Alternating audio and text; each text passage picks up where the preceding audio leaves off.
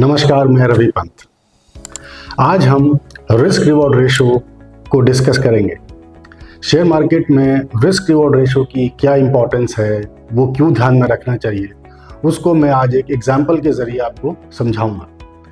Risk reward ratio क्या है हमें पता है।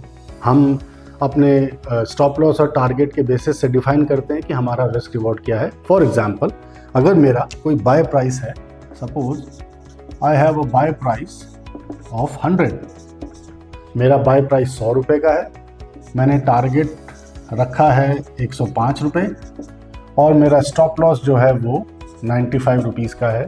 तो आप देख सकते हैं यहाँ पे 5 रुपये और यहाँ पे 5 रुपये, दोनों जगह 5 रुपये का फ़ायदा या नुकसान है। तो जो मेरा रिस्क रिवॉर्ड रेशो है वो हो गया 1:1। अगर मैं एक और एग्जांपल लूँ, 98 और 105, अब आप कैलकुलेट कर सकते हैं, 2 रुपये और 105 रुपये, मेरा रिस्क रिवॉर्ड हो गया 1:2.5। अब रिस्क रिवॉर्ड क्यों इंपॉर्टेंट है ये हम एग्जाम्पल के जरिए देखते हैं। सपोज करें हमने 5 ट्रेड लिए 1:1 के लिए, एग्जाम्पल के लिए, और 5 ट्रेड लिए सेम 1:2.5 के लिए, और हम ये भी मानते हैं कि इन 5 में से हम 3 ट्रेड में फेल हुए, राइट। और अब जरा एक बार कैलकुलेट करने की कोशिश करते हैं कि हमारा प्रॉफिट या लॉस कितना होगा। अगर मैं 1:1 के केस में अपना प्रॉफिट या लॉस कैलकुलेट करूंगा तो देखिए कैसे करूंगा। मेरा पहला ट्रेड मान लीजिए फेल हुआ, हमने बोला 3 ट्रेड फेल हो रहे हैं, पहले 3 ही मान लेते हैं फेल हुए। तो मेरा पहला ट्रेड फेल हुआ, मेरा दूसरा ट्रेड भी फेल हुआ और मेरा तीसरा ट्रेड भी फेल हुआ। उसके बाद मेरा चौथा ट्रेड पास हो गया और मेरा 5वां ट्रेड भी पास हो गया। आप देखेंगे यहाँ पे मेरे को -5 का लॉस हुआ, राइट। अगर मेरा जो रिस्क रिवॉर्ड रेशो है वो ये है 1:2.5 और मैं सेम सिनेरियो क्रिएट करता हूँ, तो पहली बार मेरे को लॉस हुआ, फिर दूसरी बार मुझे लॉस हुआ, तीसरी बार भी मुझे लॉस हुआ, चौथी बार मुझे फ़ायदा हुआ, 5वीं बार मुझे फ़ायदा हुआ। अगर आप यहाँ देखेंगे तो मेरे को 4 रुपये का प्रॉफिट हो गया। इससे क्या समझ में आया कि रिस्क रिवॉर्ड रेशो बहुत इंपॉर्टेंट है। जब भी हम अपने ट्रेड्स लेते हैं हमारे को ध्यान रखना चाहिए कि हम किस रिस्क रिवॉर्ड रेशो के लिए काम कर रहे हैं। मैं आपको ये सजेस्ट करूंगा कि आप ये प्रण ले लें कि मैं 1:1 का रिस्क रिवॉर्ड में कोई ट्रेड नहीं लूँगा, मैं 1:2 में भी कोई ट्रेड नहीं लूँगा।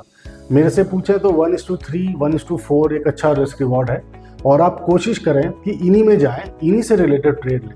देखिए, इंपॉर्टेंट नंबर ऑफ ट्रेड नहीं है, इंपॉर्टेंट क्वालिटी ऑफ ट्रेड है, राइट। वो आपको यहाँ से समझ में भी आ रहा हो।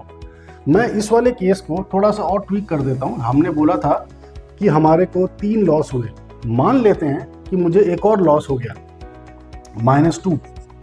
तब भी आप क्या देखेंगे कि मुझे जो अब यहाँ पे मुझे टोटल जो मेरे लॉस हुए वो 8 हैं और 5, तभी भी आप क्या देखेंगे कि मेरे को 8 -5 -3, अगर मैं यहाँ पे 4 बार भी फेल हो रहा हूँ तो भी जो मेरा लॉस है वो मेरा इस लॉस से कम है जहाँ पर मैं 3 ही बार फेल हुआ। पॉइंट क्या है? Risk reward ratio. पॉइंट क्या है? Quality of trade. Number of trade is not relevant. मैं बार बार पहले भी आपसे रिक्वेस्ट कर चुका हूँ कि अगर आपको शेयर मार्केट में रहना है तो आपने कुछ चीज़ें बिल्कुल ध्यान रखनी है। पहला, जब भी आपका टारगेट आता है, चाहे आपका स्टॉप लॉस वाला टारगेट आए, चाहे आपका टारगेट वाला टारगेट आए, आपने एग्जिट लेना ही लेना है। आपने बिल्कुल नहीं हिचकिचाना है। क्यों? क्योंकि जब आपकी कैपिटल बचेगी तभी आप भी शेयर मार्केट में बचेंगे, और शेयर मार्केट में बचने के लिए अपने टारगेट्स को रिस्पेक्ट करना बहुत ज़रूरी है। तो आपका टारगेट आया, चाहे माइनस में आया चाहे प्लस में आया, आपने टारगेट लिया और बाहर आ गए। दोबारा जब आप जाएं, अगेन आपने ये बिना टारगेट्स के नहीं जाना है। और जैसे कि मैंने बोला, रिस्क रिवॉर्ड रेशो को भी तवज्जो देनी है, रिस्क रिवॉर्ड रेशो को भी इंपॉर्टेंस देनी है। अगर आप एक अच्छे रिस्क रिवॉर्ड रेशो के साथ जाएंगे तो जो भी आपका लॉस या प्रॉफिट है, मैं ये मान के चल रहा हूँ कि मैंने बोला आपको quality of trade is very important, risk reward is very important.